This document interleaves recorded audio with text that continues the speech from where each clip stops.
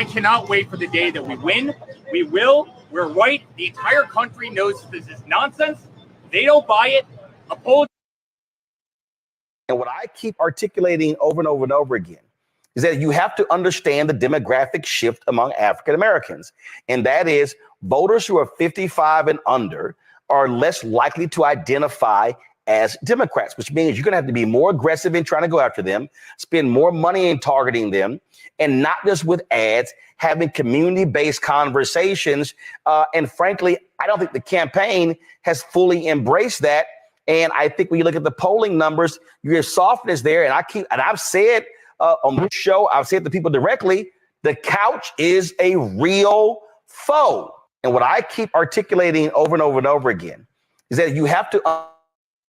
Good morning and welcome to the National Newspaper Publishers Association's Let It Be Known. And it's a lot to be known this morning. It's Thursday morning. And I tell you what, can we ever have all the big news and all of the consequential news in the beginning of the week?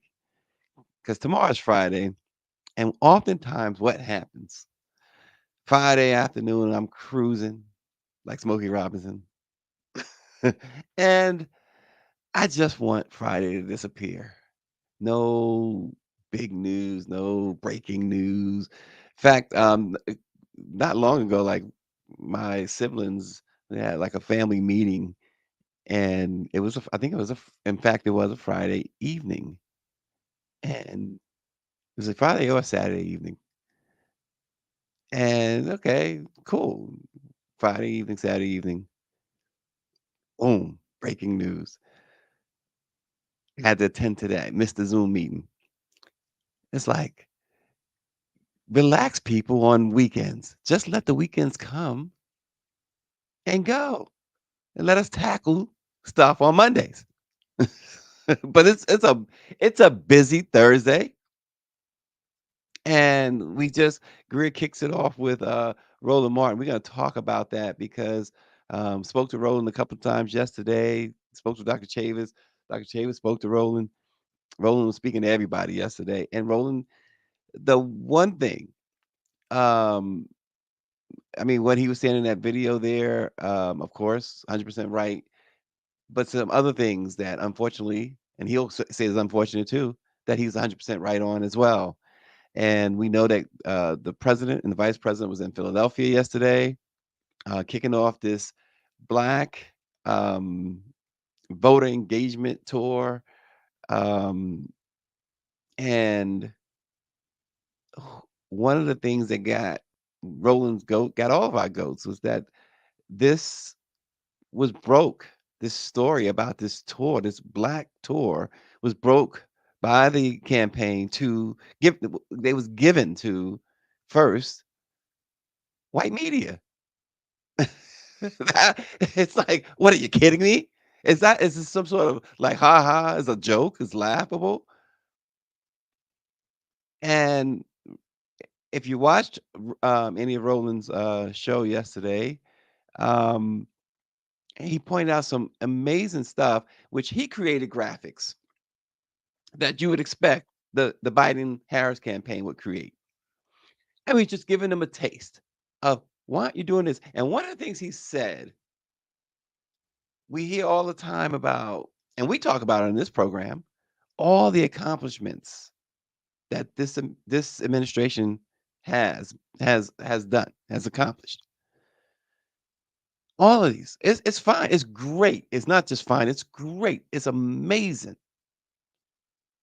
But you won't know about it because just like yesterday's event, where they don't inform Black-owned media. And again, we talked about this yesterday. How do you not inform Roland Martin? How do you not inform the Black press of America first? But he has what he's done with the Department of Justice. What this Department of Justice has done under Biden, despite Merrick Garland being at the head of it, is no other. And Roland said, and he's 100% right, no other Department of Justice has done what this Department of Justice done, particularly in the Civil Rights Division. And like Roland was saying, okay, we haven't yet got the George Floyd Justice and Police Act passed, but this is what we have done.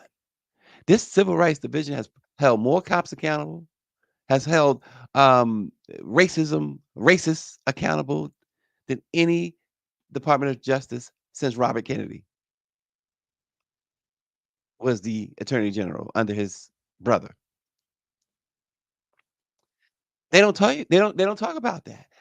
Um, Somebody, I don't know if it was Roland on Roland's show, said that he should get together all his black cabinets members that he's appointed, the judges, perhaps not the judges because it's supposed to still look have the appearance of unbiased, but the cabinet members, and put them on a poster or something, a picture, a commercial, because we can relate when we see each other. It's hard to relate when you have white folks telling you this is what we've done for black folks. Black folks tend to tune out. The campaign just hasn't uh, ran on all cylinders yet, and it's getting late. It's getting late. But I thought, wow, I was getting texts yesterday. Lauren Burke texted me, and like I said, Roland called me. He had to be uh, turned around to be reaching out to everybody like that. Other black media. I mean, he's the leader, and so he was perturbed by this, but yet recognizing what's at stake. I mean, he reached out to the campaign. He said something very incredible to me that he hadn't talked to the person that is the face of black media for the campaign, which is absolutely incredible. Um, but and it's not for his lack of effort. Wasn't that, it's not on him. But at the same time, there eh, or you should know, you can't take black folk for granted. You already got the problem. There's a poll that showed that while the president enjoyed 83% overall uh, black support a few years ago, that number is down to like 46%. That's a major drop. Not and it's not in any way indicating that they're supporting the other guy. They're not. But it goes to Roland's point about being on the couch. How are they going to get them off the couch? And we talked about how they're bringing out the Robert De Niro's of the world, which is great. The forum for Robert De Niro, again, I absolutely love Robert De Niro, but the forum was just, I just think the forum was just, they picked the wrong forum. Um, and he didn't need to be propped up in any way by the campaign. This has been because he's authentic in his and what he says about Donald Trump. It's very he don't need a speech writer. He doesn't need a campaign person giving him talking points.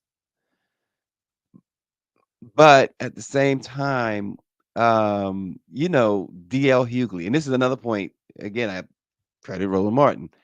DL Hughley, like many, DL Hughley had been listening to the rhetoric and the social media commentary and the hateful commentary about when Kamala Harris was the attorney general in California, prosecutor in California, how poor supposedly her record was when it came to black folks, particularly black men. Then he decided to do his own homework, and he sat down with Kamala Harris and publicly apologized to her that he had gotten it completely wrong. And like Roland was saying, there's a moment. There is a moment right there. Why don't we hear and see more of that moment in their campaign ads, their campaign decisions? The campaign boast about these billions of dollars that they have at their disposal. And here's the other thing with that. And when you talk about black press and advertising, one of the things that Ron Burke, who is the advertising exec, for Black Press of America, Black Press USA, NMPA. Um, One of the things that Ron said made a whole lot of sense. He says, "Look, okay, say they don't want to do a lot of advertising black with the black press." He says, "Let's say that. But how about this? You want to talk about what you've done for black folks? The National Newspaper Publishers Association, the Black Press of America, 250 black owned newspapers and media companies. They are black owned businesses, is what Ron was saying. Um, how about investing in them a little bit? Sure, take those ads because it certainly is not going to kill the pocket. Take those ads out because you know what it does?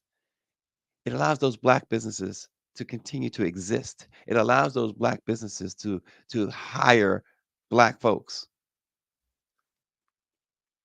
And now you got 250 robust black businesses that you can now put on the mantle. You can now put in the win column and say, look, black folks, this is just another example of what we're doing for black America, what we have done and what we plan to continue to do for black America.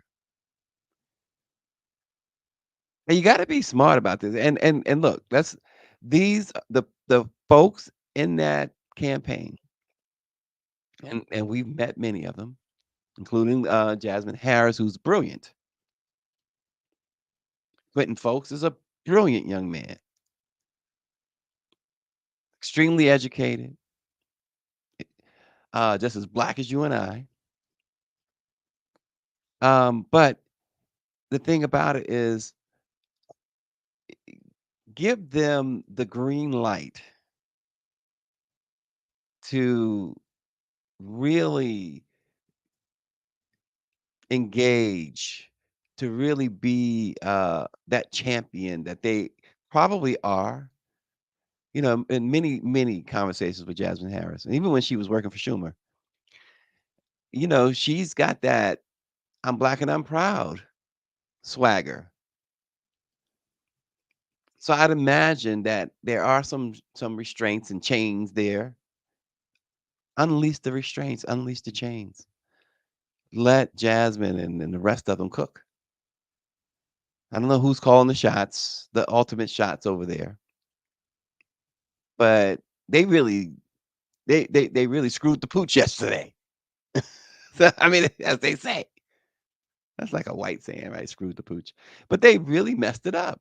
I mean, it turned out really well in the end as far as the message and who he spoke to, the president and the vice president spoke to. But to further alienate black the black community by not centering the black press in this huge event in a predominantly black city, historically black city, where you're kicking off this black engagement. You got to. Now I do understand that the Philadelphia Tribune did um, get in there and do their thing. But you just got to do better. It can't be this. It's almost like it's almost like it's your wedding anniversary, and you have planned this five-star restaurant. You got a chauffeur. I would say a limo, but nobody uses limos anymore. The best Uber there is. And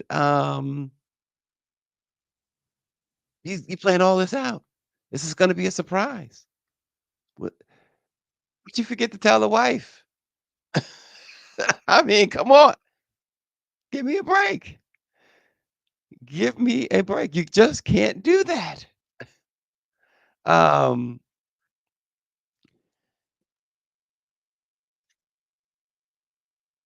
it is just incredible. Mike V says the problem with Democratic Party is that they want to piss off their white swing voters and the potential to satisfy MAGA voters by engaging black voters with campaigning. Bobby Henry, the chair of the NMPA, writes in, suppose black people use their votes like the Democratic Party is using their monies by not spending it with black businesses, black-owned media companies, and newspapers. Power 96, a real champion of the black press. And I say that, not that anybody else is not. Y'all hear me mention Power 96 a lot, but I follow his private page. I follow him on social media. I want, and he's got a lot of followers, but he constantly on his own, not on this show, not on any other show, but on his own. He's fighting for the cause of the black press and black folks constantly.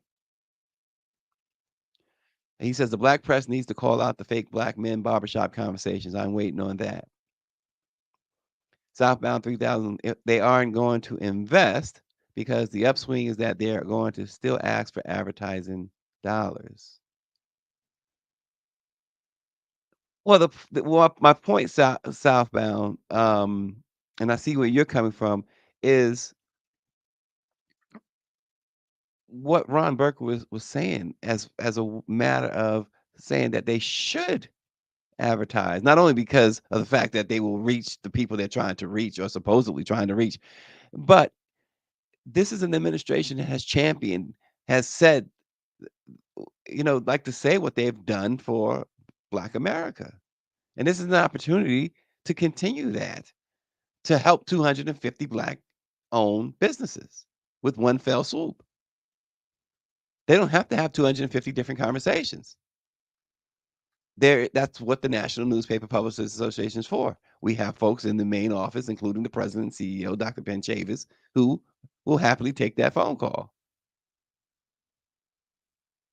96, you need to hit Greer up, she says. We need your perspective sometimes on come on and talk, give us some commentary. She says you know how to find her Power 96, so don't stop playing. Mike B says the VP eating Philly cheesesteak. She was. And it's interesting that they are seemingly now starting to center the vice president the way they should have been all along. This idea, you you know, we've had some dumb vice presidents. We've had, I mean, who could ever forget the guy who couldn't spell potato?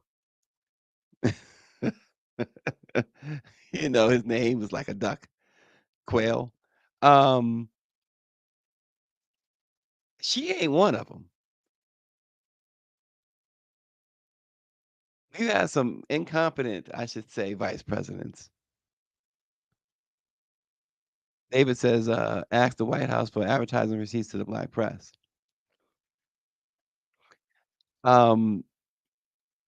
The campaign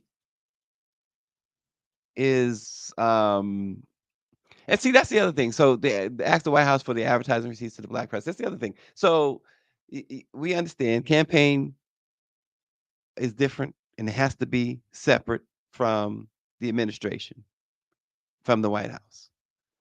There is laws. You can't mingle the two.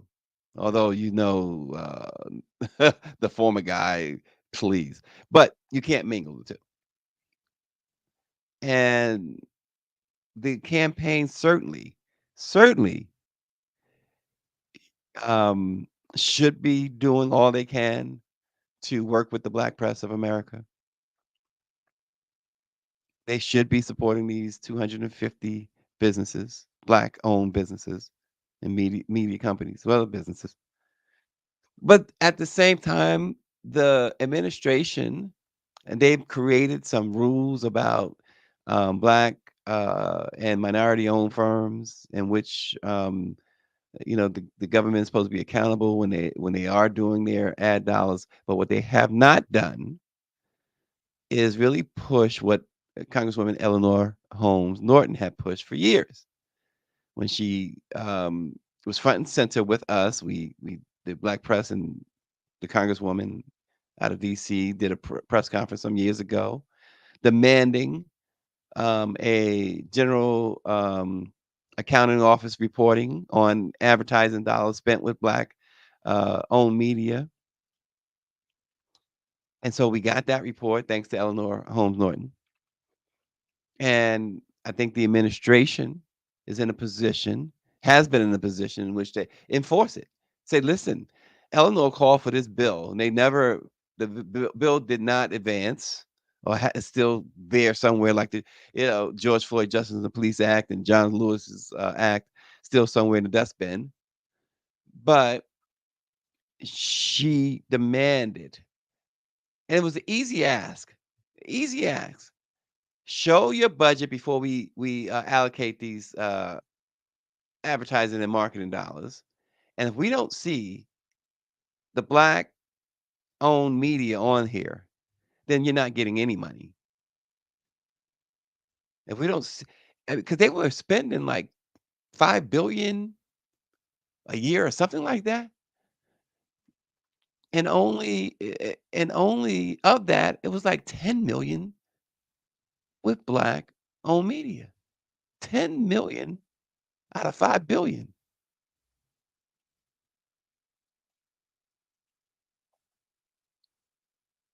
And David says, what about the White House sending a rep every week on Let It Be Known to talk about what they're doing? I mean, we could arrange that, right? And you're right. They should be reaching out to arrange something like that. And they should be willing to pay for those spots. Just like they'd really be willing to pay for it everywhere else. And yes, the Southbound says, is it legit to say advertising is a monopoly with whom they advertise with 100%? And they hire these advertising firms, 95% or more white owned, with these young white folks running them who don't know about the Black press, who care less about the Black press. Yeah, they used to come on. Yeah, they used to do that. Yeah. Um, yeah. So the media spend there is absolutely it's got to improve, but it has to be done yesterday. This is May 30th. So what does May have 31 days? No, it doesn't. And so what? Tomorrow's June 1st. No, no, no. It doesn't have 31 days. Okay. Saturday is June 1st. It's only a couple of days from June 1st. Couple of days from June 1st. You're getting that window of opportunity. It becomes, do you really believe what you say when you say that this is the most consequential? Now, most of us, most folks, I should say, will agree that it is the most consequential November that you're going to see, ever see. Most folks will say that. Most folks understand that. We know it. Look at Project 2025. That's all you need to know to understand how huge this election is. Project 2025. That puts an end to project. If the Biden campaign loses in November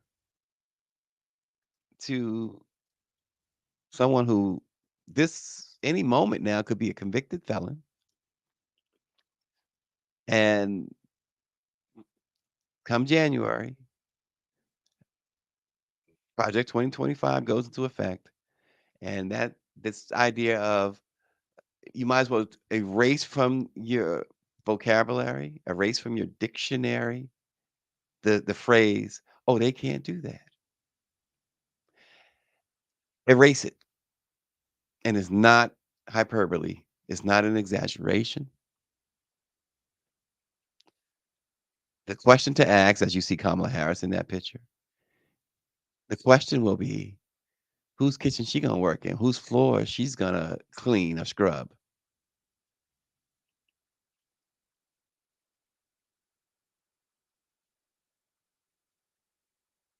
That's the facts. That's the cold-hearted facts. Oh, he's exaggerating. That doesn't make any sense. Read Project 2025 and read the room. Read the Supreme Court. You heard Justice Sotomayor. You heard Justice Sotomayor. He cries every time they come up with these racist, oppressive decisions. She's powerless and she's a Supreme Court justice. Trump's folks, the MAGA folks, the ones bankrolling him, have put together a, what they call Project 2025, in which they eliminate the premise of Project 2025 is to either get back to, at the very least, Jim Crow, but certainly ambitious part of it is to basically uh, get back to slavery, is to eliminate all laws that protect civil rights. Um, Look what we just talked about, Louisiana.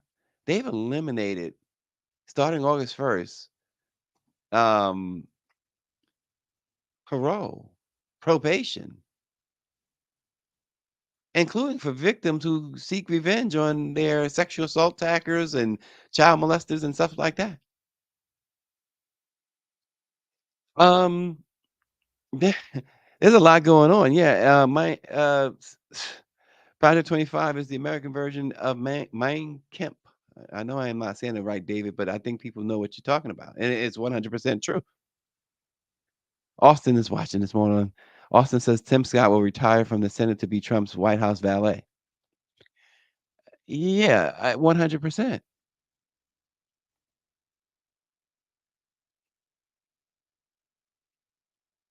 100%. And Southbound is asking, people say we got to hit them in the pocket, but the more we say that, the more African Americans make that product, the more popular. So where do we go? The point is there won't be any make African American makers of a product that they, well, no, let me rephrase that. No matter what product African Americans might make under the orange guy, if he wins, they won't benefit from it. They are taking everything. And that includes these idiots who run around, uh, you know, talking about these black folks talking about Negroes for Trump, and and those who want to spew all of this craziness. Um, I see where Charlamagne, and we're gonna talk about Charlamagne this morning. Seems like he ran and bumped his head and came back to his senses a little bit. But believe we implore you to read at least the cliff notes, if you don't read anything else, of Project 2025. That is real, and they went before Congress with it. Jasmine Crockett read it out in Congress, and the guy, one of the authors, he sat there as smug, as racist, proudly racist as he could be, saying, "Yeah, that's right."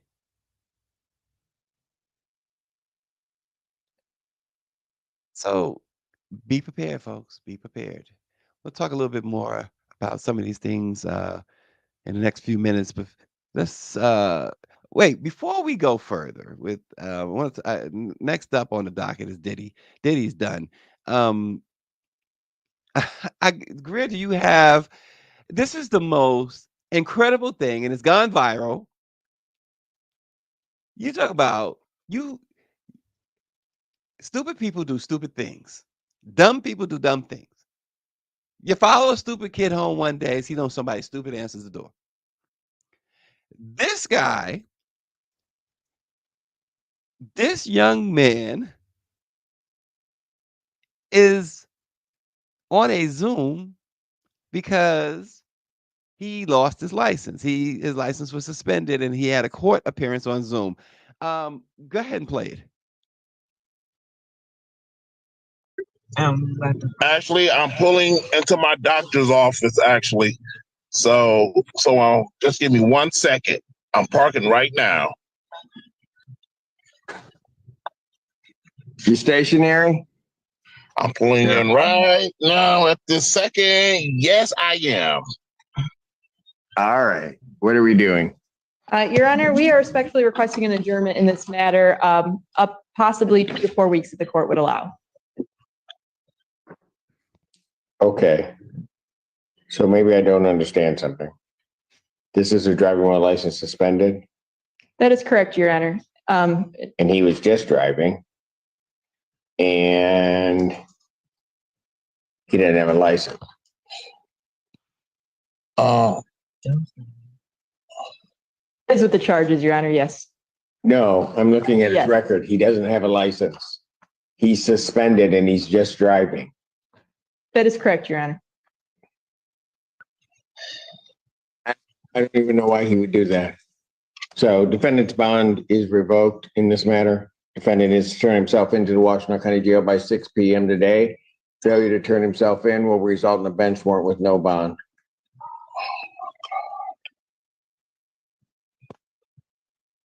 Thank you. Thank you, Your Honor. Mr. Harris. hello. Have you seen anything more asinine? Have you seen anything more asinine? That judge, the judge was flabbergasted, and he 100% on point there. Turn yourself in by 6. You're done. How stupid can you be? Mike V says, wow. He says, I bet the driver is an N-word for Trump voter. Wow. I don't care. If you are a friend of that guy, a family member of the guy, if I was a friend or a family member, I would have met him at the jail just to smack him in his head and say, enjoy your stay. Unbelievable.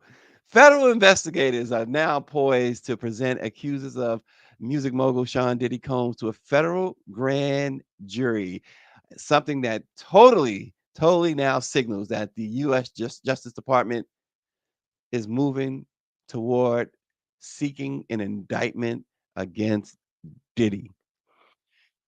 Multiple reports following that breaking news yesterday suggest that a number of these witnesses against Diddy actually brought evidence similar to what we saw on that tape with Cassie.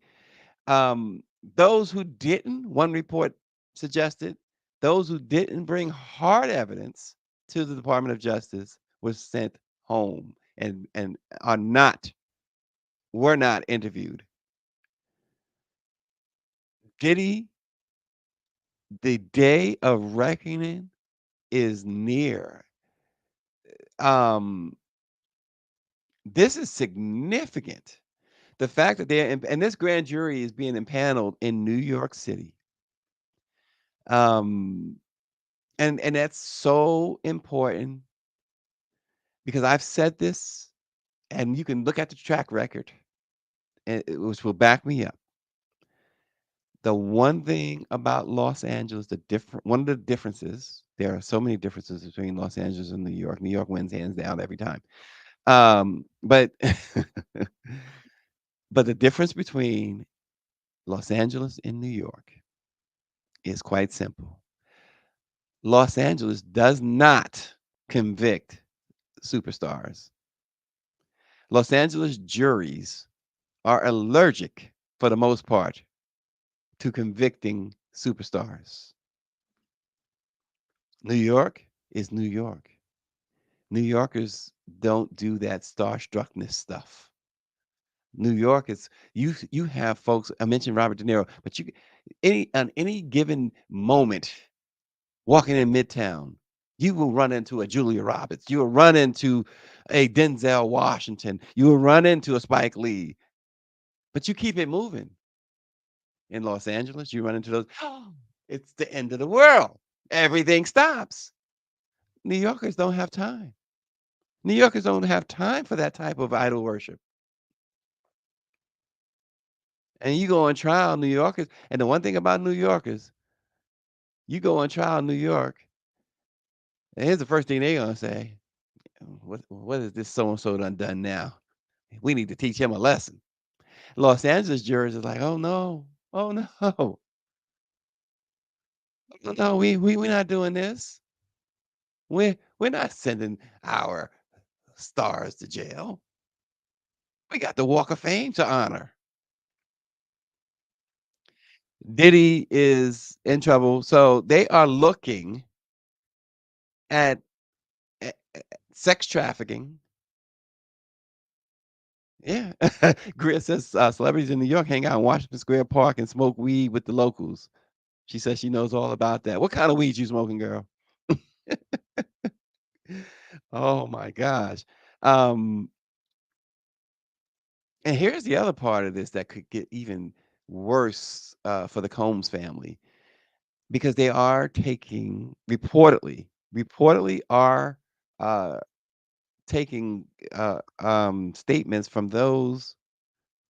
And she said that's premenopause from those who have accused his son Christian of sexual assault.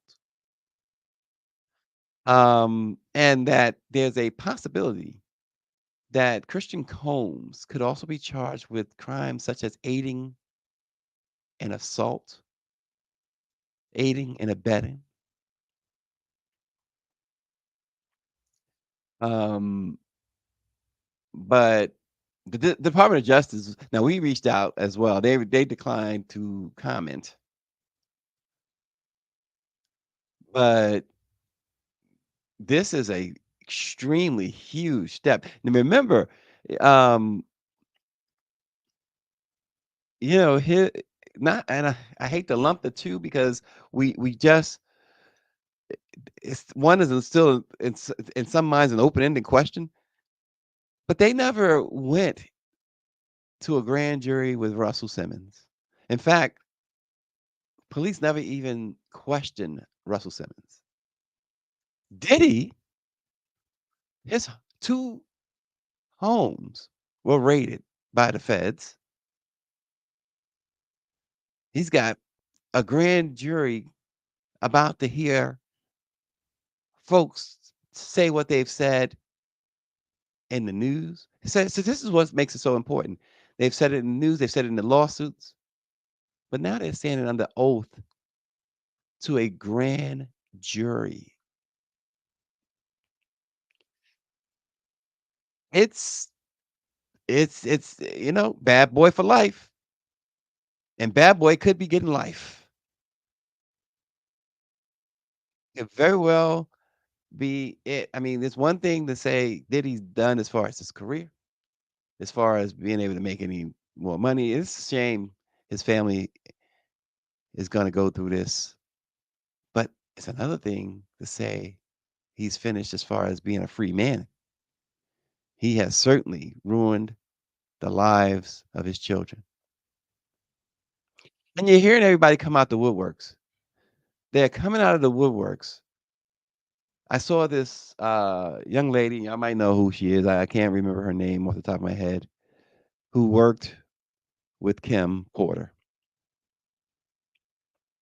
the late ex-girlfriend, baby mother of Diddy's.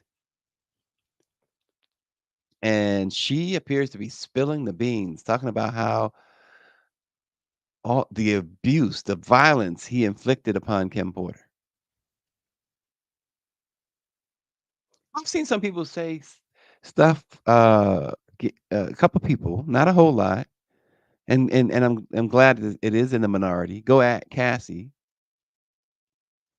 um, because apparently or allegedly, she was working with Diddy when Diddy was seeing Kim, and the inference was that she took Kim's man, and again this even the sicker inference is that she deserved what she got, which is absolutely bananas, absolutely insane for someone to infer that. But Rolling Stone magazine spent 6 months talking to folks way back in Diddy's past to his present, from Howard University to Harlem, Mount Vernon, and they said they spoke. They contacted more than 200 folks.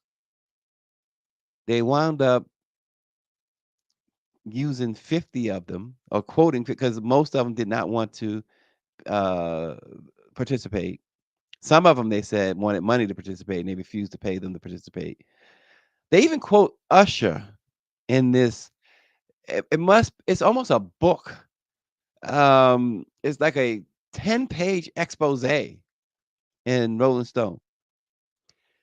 And Usher talked about, as a child, as a teenager, young teenager, how he was exposed to all of this, to sex and orgies and things like that at Diddy's house, which in itself, it makes me wonder if Usher has been contacted by the feds as well, because that statute of limitations, this happened, according to Usher, circa 2002, 2003, perhaps 2004.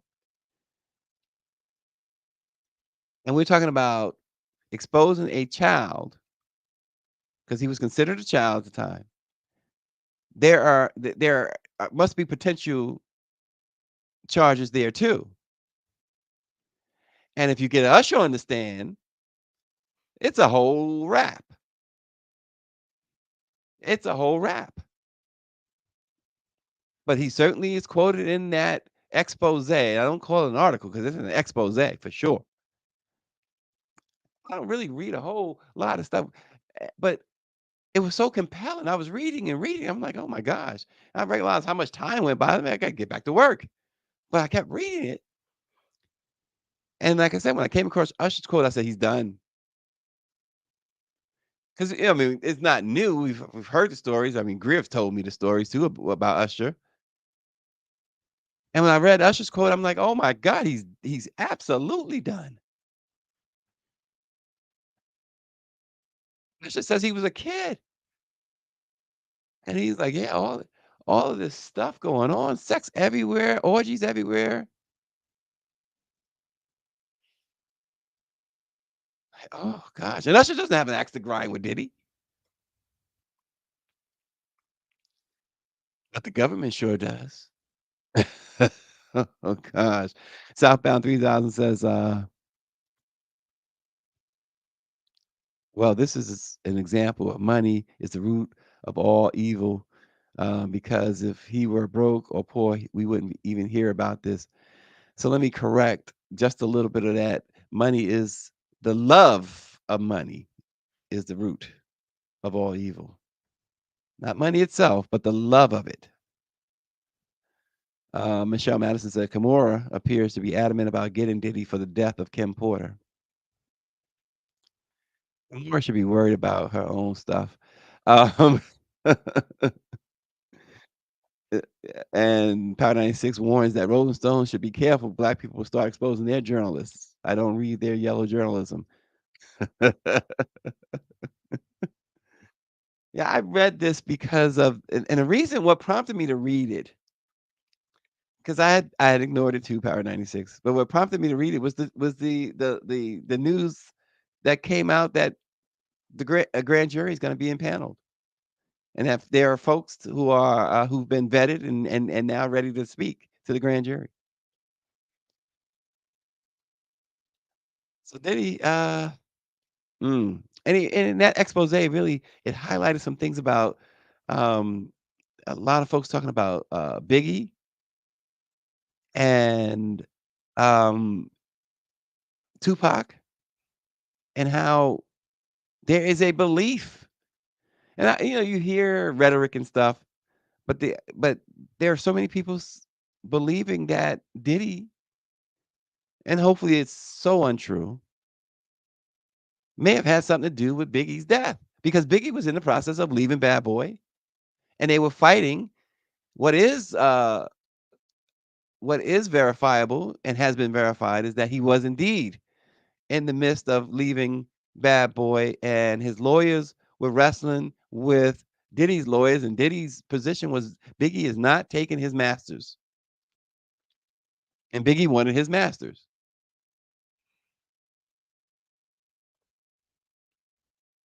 And Diddy allegedly was beefing with Biggie because Biggie had become friends with Tupac, and Biggie had gone, and there's a public statements by Biggie, had to search for him and realized he was saying, "No, I'm not into that whole East Coast, West Coast stuff. Pac is a good guy to me, blah, blah, blah." So this guy, it's like we quote Malcolm X a lot on this program, but it's like the chickens have come home to roost. Wow. Wow. You know, there was still some hope by those who is in this man's corner. There's not many in this corner. This is one of the things that we are learning, that there was some hope until that video came out a couple of weeks ago. If you think I'm right, Southbound? No, that's the real phrase, the love of money. But look, you can argue that money itself. But yeah, this guy, whew. And I think about Diddy, Puff Daddy. When I remember back in before he became this mogul, you hear the name Puff Daddy, and you didn't see him first. When you heard the name, you're thinking it's gonna be some like Big Daddy Kane. I thought these guys were like these big, muscle bound, fearsome, Suge Knight looking type dudes. Diddy looks like somebody who will not pick a fight unless he has his entourage around him. So come on. But man, the anger that this guy must walk around with, to what we saw on that video with Cassie, that's a lot of disturbed anger. It's a lot of disturbed uh cowardice as well. I mean, you got to be a coward, but that's a lot of disturbed anger. And from what we've heard constantly of how he treats people, it's a lot of disturbed anger there. He mentioned in his apology, a so-called apology video, about seeing a therapist in the past. It's, there's something that he probably needed to do, decades ago, and nonstop. Power 96 says, as the streets say in the South, Diddy has to go sit on his can, meaning it is prison time for Diddy. Yeah, he's getting extremely close to prison time. You feel bad for his family, his children, especially his daughters. Daughters had to go to prom with this stuff hanging over their heads. Could you imagine? That saying, "We are our brothers' keepers." We are our kids' keepers. We we we do something, and that's the thing that we have to understand. It affects just not us, and the fact that his kids, his daughters especially, has to go through this. It's so selfish of him. Yeah, Michelle Madison. She says our own Dr. Benjamin F. Chavis Jr. formed a summit to stop the West Coast East Coast battle during that time. He certainly did. Um, and this is a great question, Southbound 3000. Will the industry have to swing toward has to swing for the better now, or we'll have a turn for the better. Oh, we will wait and see. So the industry is not what it used to be. When labels meant something and things like that, record labels meant something. So that's probably why we might still not see a shift, because there's no functionality there. Folks dropping records at any moment, and it's not records that they're dropping. They're just dropping. Everything is, Spotify, et cetera, Apple. So it's a great question, and it's something really to watch to see if attitudes start to change a bit. You would hope so.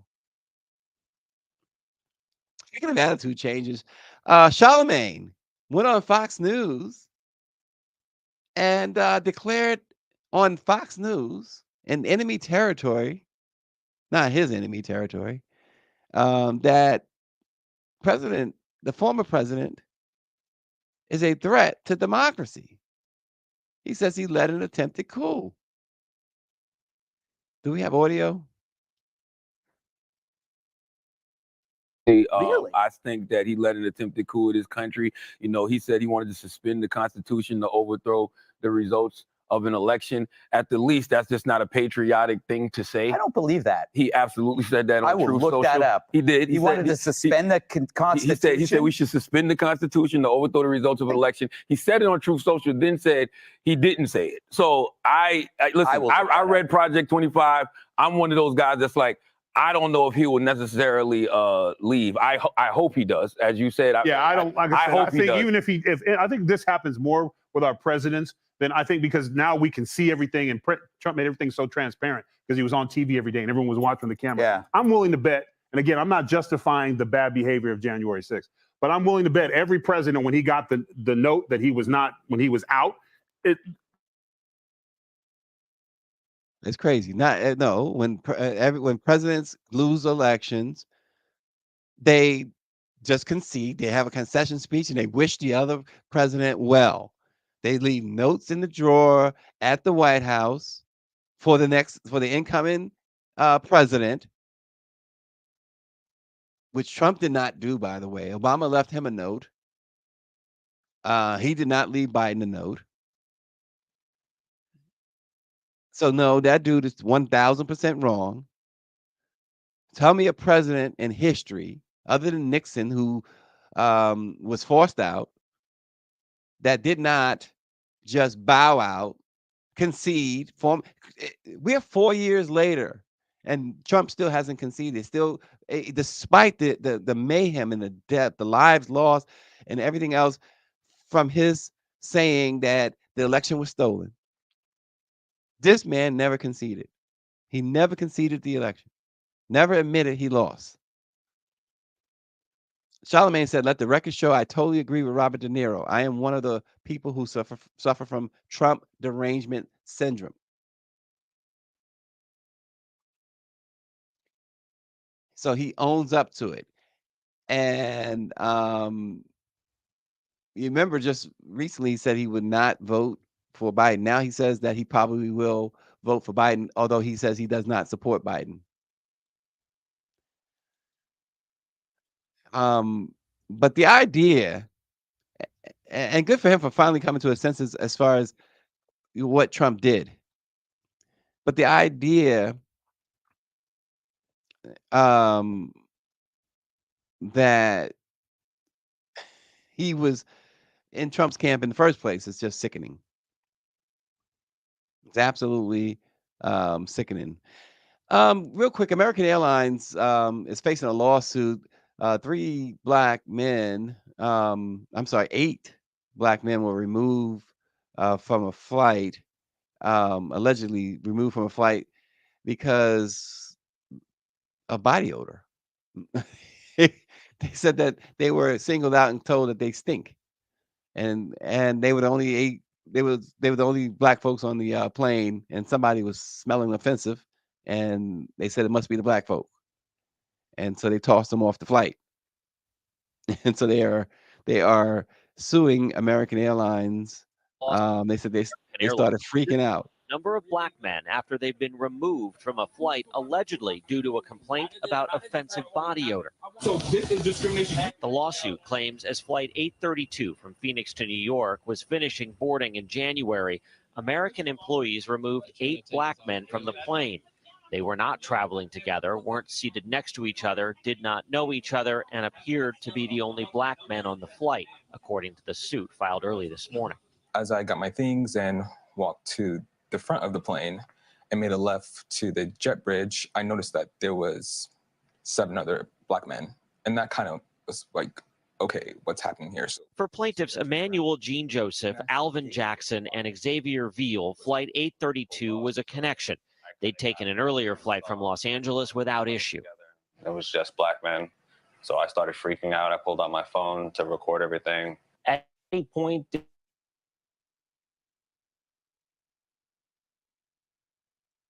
Yeah.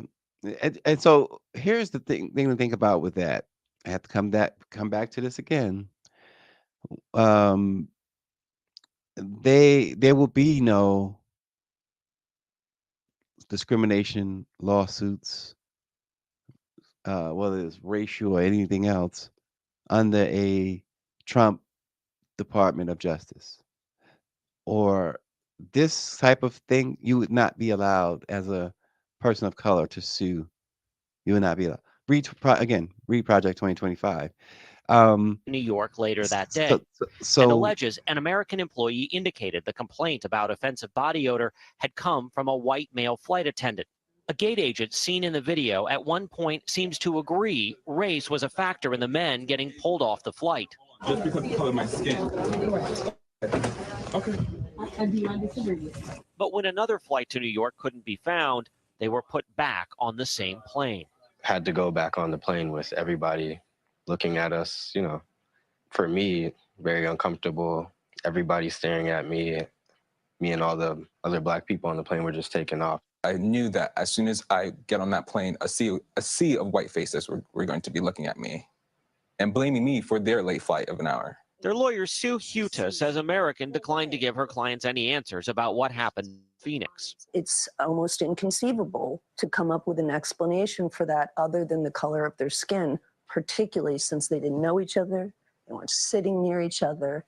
It seems fairly apparent that race was part of this dynamic. Right there. Passengers have alleged being discriminated against by American and a 2017 NAACP travel advisory urging members not to fly the airline. It was lifted about 8 months later. We were discriminated against. The entire situation was racist. Do you think if you were anything other than a black man, this would not have happened? If I was a white person, it probably wouldn't have happened. I think they would have walked past like the other white passengers that were there. CBS legal analyst Ricky Kleeman. The plaintiffs may really have no interest in money, and they may have a sincere interest in making a public statement about racial discrimination by a major airline. Is this kind of case a tough one to win at trial? The question at trial really is about what are the protocols of American Airlines. And they better have some, and they better have done something with these particular employees in terms of discipline after this action. American. But did you see it though? When they asked the gate agent, because we black, the gate agent said correct. And it's on film. And she said they may not be interested in money. You know what? Let's just keep it real. I'd be interested in money, whole lot of it. David says, yes, there will be civil rights lawsuits in the Trump administration, but only for white men.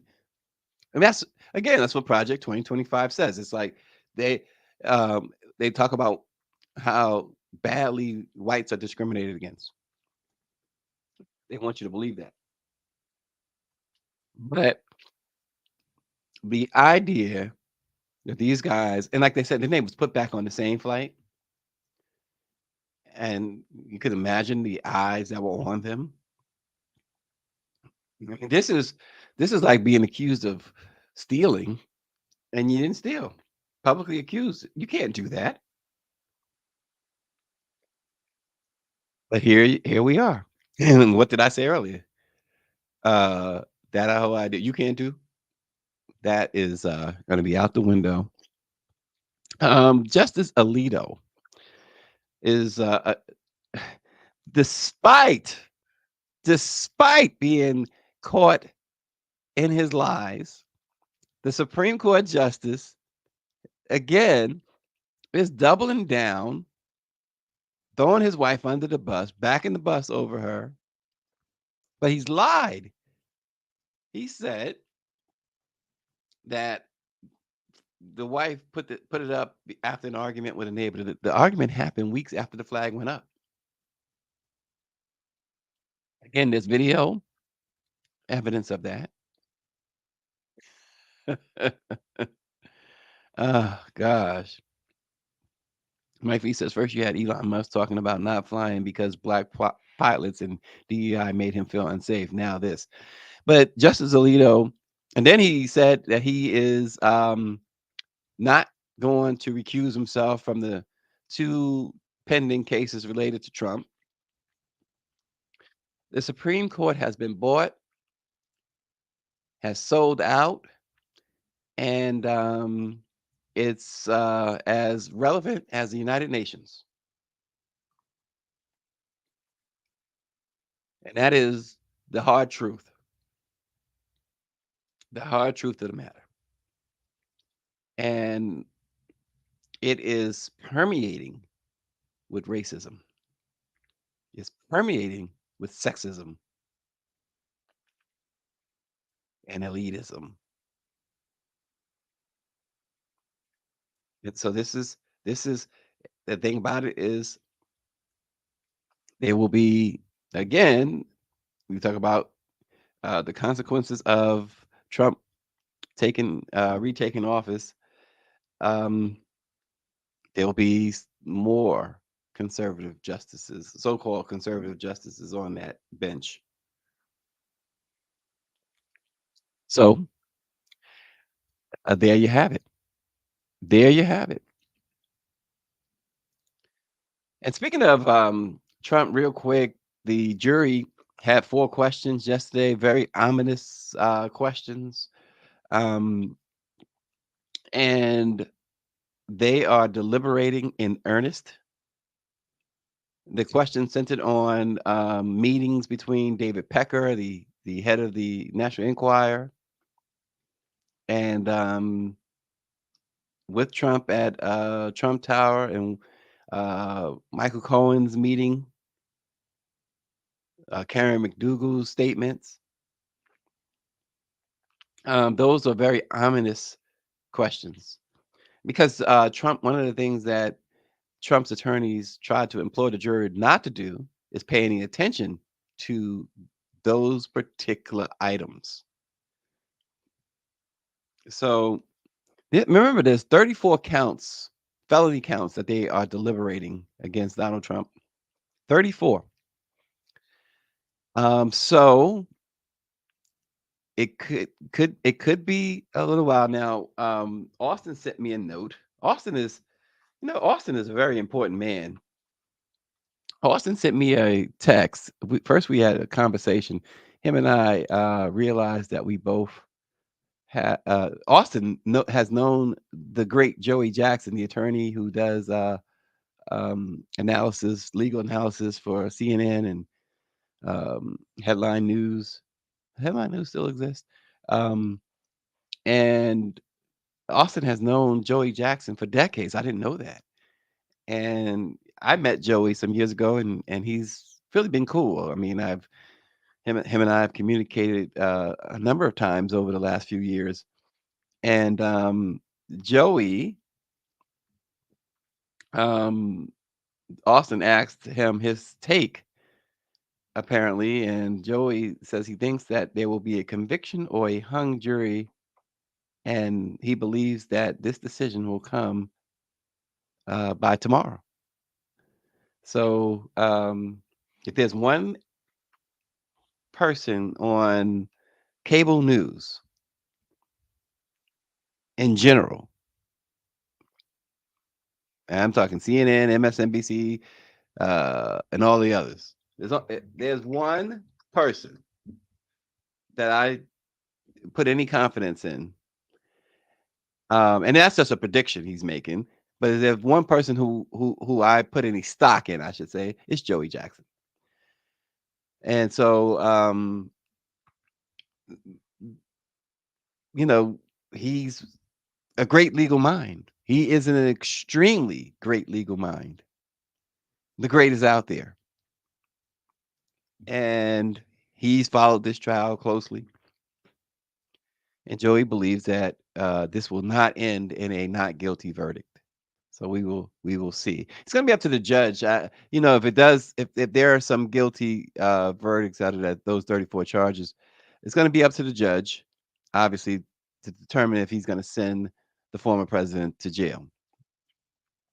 And Trump has been pushing all the buttons on this judge. Judges are human, and you know, he just might wind up on Rikers Island, if only for a day. But I still find it hard to believe that this judge has the courage to send him to prison. I could be wrong, and we will see. Tomorrow's Friday. What are we doing tomorrow, Greer? What are we doing tomorrow? What are y'all doing tomorrow? It's going to be some breaking news. For sure. I'm sure it's going to be some breaking news Friday afternoon, Friday evening, as I said at the top. And we just want to cruise into the weekend. So we'll see, but I just want a easy Friday. You know, that song says easy like a Sunday morning. I want a easy Friday. It's getaway day. I'll be in the district next week, or basically all week. We're going to go into this preview of the screening of The Sixth, and that's on Monday. And this is about, of course, January 6th. And from those who were inside that building, like Erica Lowe, she works at the White House, as you know, in the Office of Public Engagement. And so we will be doing that on Monday evening. So stay tuned. We'll bring you information from that as well next week. But anyway, tomorrow we'll see you again. Thanks for watching. Let it be known.